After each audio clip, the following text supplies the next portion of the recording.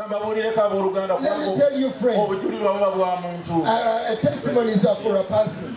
Nali maze okulondebwa omuntu omu n'ambuulira era yalinga tabeera wala nnyo diocesan office eno. The person was not very far from the diocesan office. Naye yagamba bw'ati He said this. nti nawulira ebigambo bino emmeeme yange ne yennyika.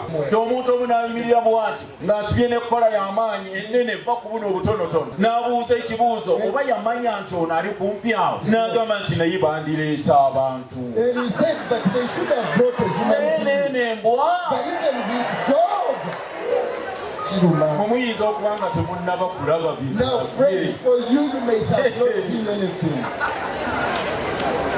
Naye Katonda yebazibwe oba yasnifa dog wakati netuula nekuuma eba eryawo olunaku lumu omuntu yennyini The same person came to me ng'alina obwetaavu with a need. n'aganyiza okufunayo akabaluwa And he said, can I get a letter? olw'ensonga gundi ne gundi Because of such and such a reason. yajja ku ssaawa 4 At around 10. wambwa ku ssaawa 5 n'amuwa ebbaluwa neewunya n'okwewunya.